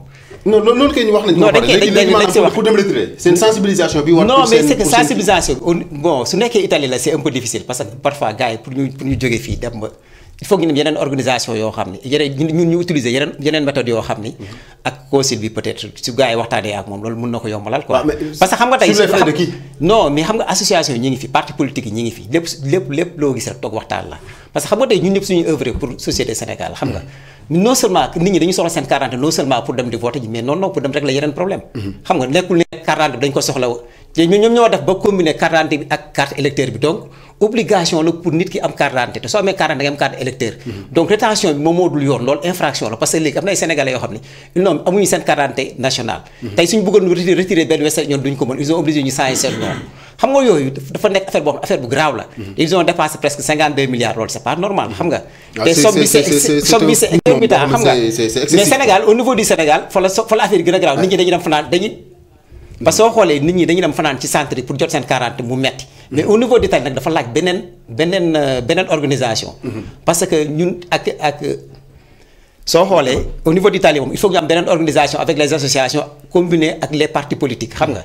comme ça nag léegi ñoom ñu ñuy créer yeneen jours yoo xam ni dañu am ay commission yoo xam ne même su ko nekkee association bi ak parti politique bi ñoo koy gàddu frais yi mais lépp waxtaan la ba juboo rek léegi dañuy ñëw au moins chaque ville ñu déplacer parce que benn nit su naree jógee Saragna dem ba beneen dëkk pour 40 loolu dafay sori et puis c'est un peu coûteux xam nga te ñun lépp lu ñuy def rek dañu war a alléger population Sénégal bi yaxanal poosam laa def nii quoi xam nga Serigne yow looy tontu ci loolu waaw lu may tontu si loolu comme li ci sama frère Dieye wax rek ñoom su leen neexoon loolu stock bay nekk fee ca consulat ba mën na fa bañ a nekk parce que ñoom association yi ñoo leen organiser élection yi ñoom dañoo rek seen isoloir ak seen encre ak seen bulletin teg association yi ñoo leen organiser élection yi ñoo taxaw ci place su préfet yi donc comme lu élection yi jeexee ay carte d'identité carte électeur des foofee su leen neexoon ñoom ñu organiser wu ak ànd ak association yi collaborer ak ñoom ba association yi nekk ci Treviso wala Veneto bi ñu fexe ba carte d'identité fa des te ñoo seeni borom dëkk Treviso ñu mën leen koo jox ñoom ñu déere fa ko seeni borom mais duñ ko teefee naa leen ñëw leen jël si ko xam nga léegi jàng naa ci li nga wax léegi benn point bu am solo que ni c'est les associations ndax tey jii li nga xam ne association moo ko war a dox xel nangu na nga culpabiliser kenn mooy état a fait son devoir mooy dépêché na équipe bu ñëw inscrire nit ñi jox leen xam nga état tey jii mënul xam kii jot na wala kii jotul ki jot rek astafurlah ki jot rek la mën a xam mais ki jotul moom carte d'identité dafay demeurer la personne bi nga xam ne demoon na inscrire te ne figure plus sur les listes mais su demul def réclamation état du ko xam comme da nga ni association yi ñoo war a dox loolu moo tax yéen en tant que parti politique man bokk su ma leen doon jox benn trajectoire mooy consulter les associations ñu dem consulat dépêcher équipe ba ñu ñëw délivrer les pièces d'identité parce que 2019 c'est bientôt. waaw gisee démarche yooyu am na mi ngi am boobu ak léegi. c'est que soo demee ca consulat bi soo waxee ki nga xam ne moo ko jiite. lam lay wax mooy voilà joxe carte amuñu équipe bu ñuy mën a dépêcher fii muy dem ci benn dëkk di yóbbu ay carte d'identité wala nangam te moom moo la gën a xam ne bi mu soxlaa association yi moom moo leen contacter moo leen woo. ne leen damaa bëgg ngeen jàppale ma ci organisation élection yi. association yi wutal ko saal. mu ne tànnal leen ma ay nit yoo xamante ni bii nit yu farul fenn la ñu doon ñu jàppale ma ci organisation bi ci la ñu nommé président bureau yi secrétaire généraux yi ak yooyu ñu organiser élection bu ngoon ba ngoon jotee defuñu lu dul jóge udina ca kaw wàcc ramasser seen i résultats yóbbuwaat seen consulat ak seen i résultats mu dem Dakar donc loolu mënoon nañ ne bi ñu paree carte d'identité carte électeur yi nga xam ne ci jour élection yi daf koy accompagner ak matériel électoral bi mënoon nañu ne carte d'identité que Treviso la dëkk Veneto la dëkk donc association yi nga xam ne ñoom ñu organiser élection yi kon nañ leen ko bàyyil jox leen benn délai mais loolu bàyyil noonu day yomb parce que non identité nit ki la non comme yow yaa ngi ko joxoon moom moo ko organisé woon waaw mais boobu moom bi nga leen koy distribuer encore yow ñoom nga ko joxoon xam nga première fois bi ñu ñëw association ñoo distribué ñoom kese association ñoo distribué woon ay carte électeurs yi ñoo ko joxoon première fois donc consulat amul kenn ko présenté wu foofu keroog bi ñuy joxee carte d'identité fekk naa la fa jour boobu amul kenn ku bokk consulat ba ko ci bokk kenn ñëw fi ay apéristes ñoo dem def ko ci seen oto loolu ku mu neex kon man nga ñëw man ma gis la dina sa waay lijjanti sama carte non dama ne membre yi association yi ñoom amuñu la parce que ñi jiite association yi c'est des gens yoo xam ne xam nañ leen ñoom mënuñoo ñëw di génne carte d'identité Serigne Diouf di ko joxe wala keneen consulat bi moo leen jox ne leen di mu jàppale leen ma ci sénégalais yi nga xam ne ñoom ñoo bind woon jour tel nañu ñëw pour retirer seen carte kon lan moo tax moom mu nangu woon loolu te tey jii nangu question boobu moo mat a posé nag question boobu moo mat a posé kon loolu xam naa ni la fois passée moom organisé woon na ak ñoom pour ñu séddaleel ko la fa desoon ñii ñëwoon te fekk ñu fa seen yooyu ñu ne leen ma nga consulat wala dinañ ko xool wala dañoo def erreur yóbbu ko Bergamo te fekk Treviso lañ ñëw yépp bi ñu wootee ba pare dellu siwaat nañ ci consulat bi dëgg am na temps moom pour erreur yooyu mën ko rectifier yii ñoo jëmoon Treviso yii ñoo jëm Venezia yii ñoo jëm Bergamo ñoo ko organisé joxaat ko association yi ñu ko joxoon pour ñu séddaleel nu ko première fois bi joxaatal leen ko ci élection législative yi la ca des moo ngi ne leen ko jox pour ku léegi koo xamante ni bi sa carte d'identité jotu koon demal ci association tel consulat bi jox na ko ordre pour mu mën koo distribuer seen i nit loolu la war a def su ko deful nag kon ça veut dire que moom bëggul lu leer te bëggul tam sénégalais yi jot ci donc parti position man par contre ñun suñu devoir ñoo ngi ci de ñun ñoo ngi sensibiliser nit ñi sénégalais yi pour toujours ñu taxaw ci mbindu mi ñu bindu loolu sax dama ci profité ni leen comme commission bi mu ngi fi ñëw na fi depuis le 2 donc tey jii nee nañu mardi Napoli ñoom dinañ commencer mais li ñuy déplorer rek te di ko dénoncer mooy que xam nga dañu wax ne commission bi bu ñëwee dafa war di wër gox bu ne mu dem fa mais bu nee dafa war na nekk itinérante mais ñoom dañu ne dañ ko bëgg a fixer au niveau du consulat ku ñëw bindu fekk fa loolu xam nga ne du lu yoon bëggul nit ñi bindu parce que ñi dëkk ba Cambabasso war na daw ba Napoli pour bindu carte électeur te Cambabasso ay Sénégal ne fa moo ne leen faa fekk si pour bindu si dégg nga wax ji donc bu ñu ko defee itam ne waa Treviso waa Nord bi ñëw leen nga dem Milan pour bindu ji ce qui veut dire que ñoom dañuy saboter processus parce que xam ne ni Italie ñàkk nañ ko département Europe du Sud ñàkk nañ ko ñu bëgg a saboter voilà parce que ñoom xam nañ ko te en plus yow nga déplacer 3 personnes ñu ñëw fekk si 500 personnes moo gën a yomb nga ne la 500 personnes fekk si parce que affaire yi même yow tey soo nekkee njiit nga nekk si devant institution dama defe ni li ngay gën a def pour affaire bi gën a yomb mooy sa population da nga leen war a alléger di jóg seet yaxanal sa po yaxanal poosu électeurs yi c'est-à-dire au lieu ngay bàyyi ñu jël ay carte di déplacer ay carte mais tey avec l'argent boobu ñu doon utiliser ñun mënoon nañoo utiliser boo xam ne ñoom seen frais sax ñoom suñu ñëwee seen frais d'émission sax on peut les payer ça. mi ngi noonu waaw am ñu gars yi mën nañu fay frais d'émission si parce que lépp loo gis rek waxtaan la mais problème bi mooy suñu problème mooy problème de communication on a des problèmes de communication yoo xam ni problème tout le temps suñu problème fii mooy problème de communication avec nos autorités. parce que communication bi su doon jàll comme nu mu waroon di jàll tout le temps xam nga problème da am parce que lépp loo gis si waxtaan la mais waxtaan bi su jaarul si yoon.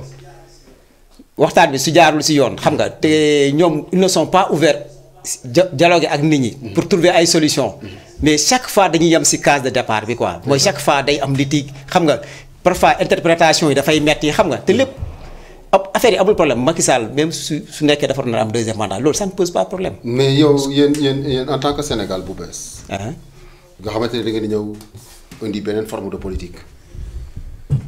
li nga xam ne moom la Sénégal yëpp di jooytu muy la séparation des pouvoirs ak la politique sur l'immigration lan ngeen ciy proposer askan bi. waaw politique bon séparation du pouvoir def naa wax naa si ba pare quoi parce que su nekkee dañuy def séparation du pouvoir def justice indépendance xam nga même au niveau même soo gisee. non yan proposition ngeen ciy indi la. waaw même ñun su nekkee même si politique immigration bi système bi ñu si indi mooy c'est-à-dire fixer les gens. waaw baal ma dafa mel ne am na ku nekk ci ligne bi asalaamaaleykum. maaleykum salaam wa rahmatulah. waaw sëñ bi ñu ngi lay laaj tur bi ak fooy woote. waaw tur bi xam naa dama koy leb rek. maa ngi wootee ba Suède. maa ngi wootee ba Suède. ah Suède waaw ñu ngi lay déglu Cheikh bi. waaw ñu ngi leen di ziare bu baax. di la delloo ziar bu wér. di nuyu waa plateau bi. waaw sama jëwriñ waaw ko xamee naa ko. waaw di rafetlu jotaay bi ngeen di def lool. wax dëgg yàlla jërëjëf. dama koy faral di suivre saa bu jot bu ma amee jot dimanche. ndeysaan. waaw mais xam naa man politique moom xaw ma ci lu bari waaye maa ngi interpellé état bi ne maam ñun Suède moom. bu ñu élection amee bu ñu bëggee woote ñu ngi dem ba Hollande di woote.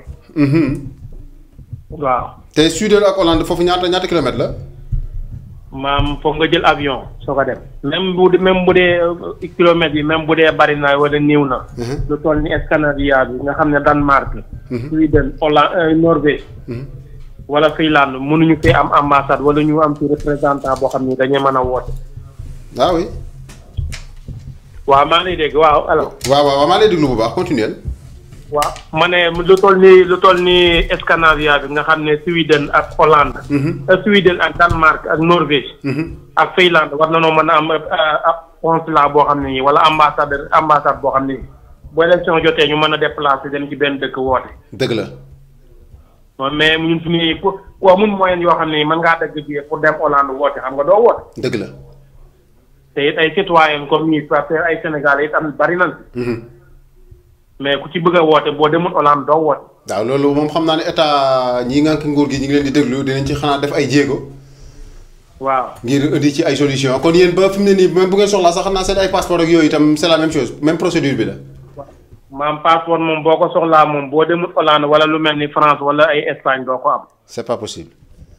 waaw te xam nga war normalement réew mu toll nii war ngaa mën a am sa représentant boo xam ne nii boo amee problème mën a dem ci moom. waaw dëgg la représentant diplomatique am na ci solo.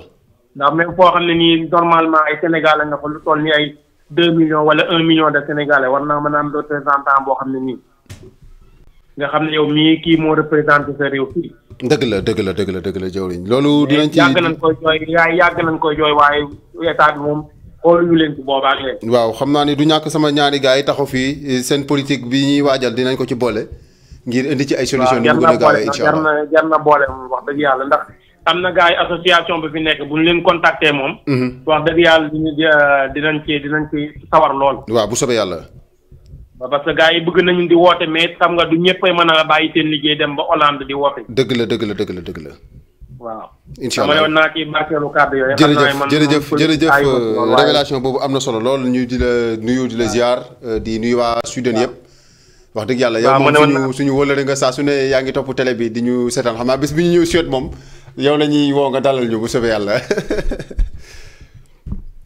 jërëjëf waaw Ndiawar nga continuer fi nga toll. li ma doon wax moom mooy bi ñu duggee ci séparation du pouvoir parce que léegi ñun ñëpp xam nañu léegi. on n'a pas une justice boo xam ne justice indépendante parce que affaire Khalifa Sall ñëpp gis nañ ko. man gaa fond du dossier bi du ma si dugg.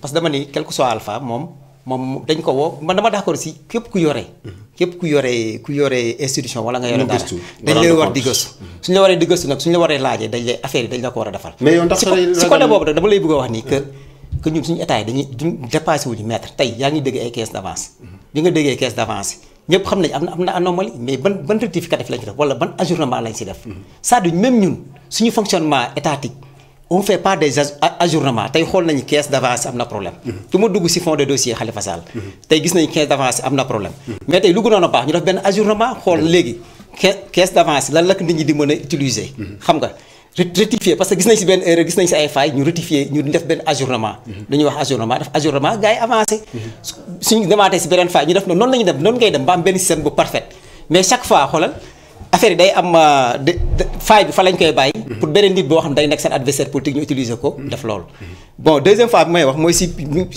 may intervenir mooy si politique de l'immigration mais tey dëkk boo xam ne tey dama lay wax rek benn exemple bu ndaw baykat yi suñu demee ba jël baykat yi leen def ay ouvrier dafa ñaaw mais tey Italie fii di ñu xool terre suuf duñ ko jaay étranger dañ la koy louer mais Sénégal tey da ngay ñëw nekk étranger ñëw Sénégal xam nga lan la ñuy wax baykat bi jëlal sa suuf si nga jaay ko étranger bi def la ouvrier loolu moo am Sénégal te loolu dafa graaw ñun moo tax dañ ñi il faut que ñu am une bonne vision agriculture.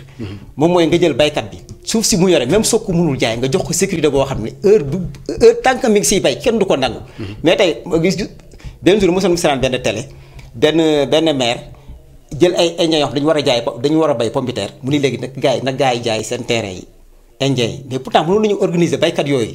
ñoom ñu bay pomme de terre jaay ko indien yi mais pourquoi léegi ñoom ñu bëgg a jël suuf si jaay ko indien yi ba pare indien yi ñëw jël non mais dañuy jël ouvrier non suñu agriculture lañ jël dafa leen ay ouvrier leen fay ay journée 1200 mais loolu dafa graaw dëkk boobu fan lañ jëm léegi nag ñoom suñu bàyyi seen bay suñu amee surproduction yóbbu ko en dem jaay ko mais bénéfice fan lay dem ça loolu la ñuy wax une bonne vision agriculture am na ay affaires yoo xam ne da ngay yow dëkk bi nga yore nit ñi nga leen yore da leen di pousse ko ñoom ñiy dem vers de l'avance mais lu ñuy sentir mooy pauvreté bi dafay gën a dem tey ma jox benn affaire fu ñuy defaree or bi Sénégal Kédougou mais tey foofu mooy zone bu gën a pauvre si Sénégal tey soo duggee si kaay seen doom yëpp ñi ngi foofu mais pourtant am na ay retombées économiques yoo xam ne loolu tey suñ ko investiroon benn pourcentage bu daw suñ ko jëloon investir ko si dëkk bi rek mais dëkk bi dafay dem transformation alimentaire mais lan lañ si def zéro mais tey suñu demee ba pulpe de mango usine bi defar jus de mangue pulpe de mangue ñu koy jëlee bitim réew du ko dugal Sénégal nga xam ne suñu kii gars yi dañuy nelaw tey soo duggee si mais li ñu war a defar Sénégal dafa bëri nga dugg tey si restauration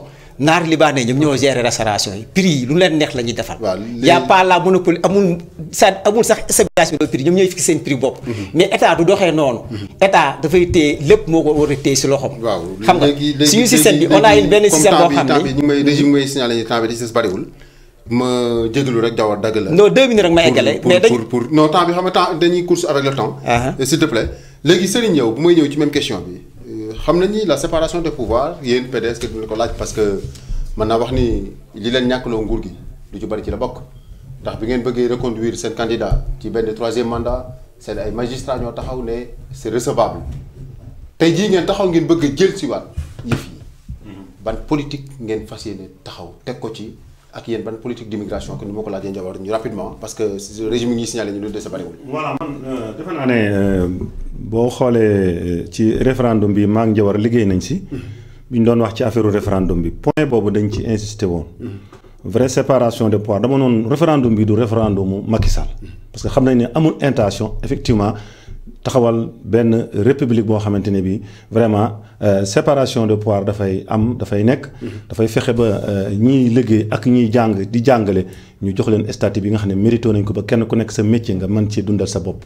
fexe ba politique bi ñu wàññi alal ji ci biir politiciens yi c'est-à-dire kenn mënut a concevoir un professeur d'université am 30 ans d'expérience di wëlbatiku di mënul ci salaire am mu mën cee tabax kër ñuy permettre benn directeur général ci benn service bu mel ne télévision nationale bi nga xam ne defu fa dara lu dul di propagande du président comme Racine Talla ñu koy jox ay 5 millions que 6 millions di ko fay ak directeur généraux yi fi nekk yépp loolu dañ ne jaaduwul donc ñu noonu référendum bi du référendum Macky Sall mais président bi ñëw ëllëg moo ko war a def ci ànd kooku ñun mooy vraie séparation des pouvoirs am ba li fi am lépp tey jóge parce que système bi nu tubaab yi bàyyeel bi ñuy décoloniser te bëgg fee bàyyi seeni nit maanaam tubaab bu ñuul bu yor deret tubaab bu ñuul yor mel ni ñun te nekk fi seen intérêt dañu nañ fi bàyyi système boo xamante ne dafay rendre leen gouvernable de Sénégal et puis pouvoir yëpp dañ koy concentrer ci nga xam ne mooy président pour que ku bëgg a falooti fokk nga wax ak France di la jàppale ci leen pour boo ñëwee di ko défendre ay intérêt que point yooyu dafa jar a insister man te li maa ngi ci bërki ne def naa ci débat ci benn groupe WhatsApp bu ñu ma invité woon ma wax ci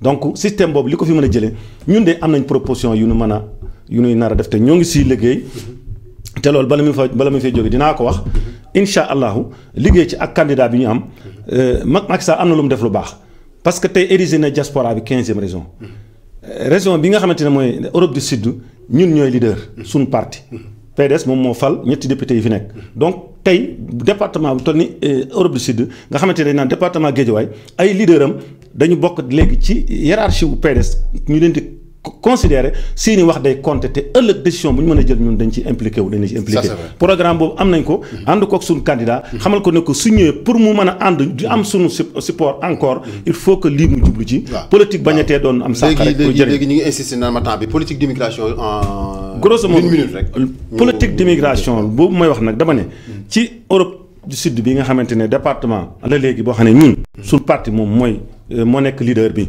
ñun suñu programme yi lu ñu am sur politique de l'immigration loo ñu ne léegi politique de l'immigration dafay nekk au centre de nos systèmes politique par exemple suñu parti léegi dafay mettre en compte lii nga xamante ne mooy problème immigration dootuñu bàyyi rek ñoom ñuy décider suñu place suñuy jafe-jafe ak suñuy soxla ak li nga xamante ne bi tey jii mooy suñu gàllankoor ci réew mi suñu parti da ciy tàmbali di xalaat te incha allah programme bi nga xam ne moom Karim Meïssa Wade na représenté Sénégalais yi dinañ ci indi ay points yoo xam ne dinaan ko lii ak lii mooy problème bi te lii ak lii bëgg nañ bu faloo taxaw ci parce que tey immigré yi du ñu yem rek ci fal leen député mais dañ leen jógee ci incha allah bu ñu ci jógee dinañ taxawal loo xamante ni bi effectivement la diaspora dafay am statut spécial ñu xalaat nag ci Sénégalais yi nan la ñuy fexe tey ba am possibilité di commencer nag di am ay procès de retour man di ñëw ci réew mi dafa investir di xalaat seen ëllëg suñu doom yi fii jàng itam ñu xool nañ leen di calculer ba ëllëg ñu mën a ñëw mën a am liggéeyal Sénégal jëriñ Sénégal. jërëjëf donc dina wax rek nga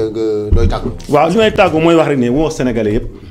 incha allah d'ici peu de temps xam naa ba fi dellu si dañ ci wax ci mouvement bi nga xamante ne bii mouvement citoyen lay doon te dañu ne ngay parti politique nga bokk nga nekk ci société civile ci këru diine yi fenn fu nekk ñoo ngi fay am ay nit ñoo xam ne ñoo ngi fa taxaw gis nañ ni Macky Sall yore réew mi baaxul këri diine yëpp jaxase na leen foo dem ña ngay tojante bopp léegi këri diine yëpp gis nañ ne porte parole ya léegi ñoo fa nekkal Macky Sall ñoom ñooy jël audience yi di ko yóbbu ci Macky Sall pour ñu koy wax naan ko sëriñ bi nee na gis na li nga ko defal na loolu leen ne ña fa nekk te gisuñu lool ci seen bopp ci kër diine woon ñooñu ak société civile yi ñi nga xam ne ñu sérieux lañu ak ñi nga xamante ne bi ay chef coutumier la ñooñu ñëpp dañuy ànd immigré yi ak ñi nekk Sénégal taxaw ci mouvement boo xam ne li soppi Sénégal dañ ci ànd ñëpp juboo ci ñu rëdd ko xaatim ko candidat bu yàlla def nga jiite réew mi ëllëg incha allah di nga ci liggéey balaa ngay falu te loolu jàpp nañu suñu candidat ñun dinañ ko jox ak keneen ko mën a accepté. jërëjëf Ndiawar jox la kàddu gi nga tàggatoo. bon lu may résumé rek moom mooy que ñun suñu mouvement bi ñu reste le mouvement citoyen que xam nga dañu bëgg a def Sénégal bu bees avec une nouvelle république boo xam dafa bees secteur privé bi mooy leen doole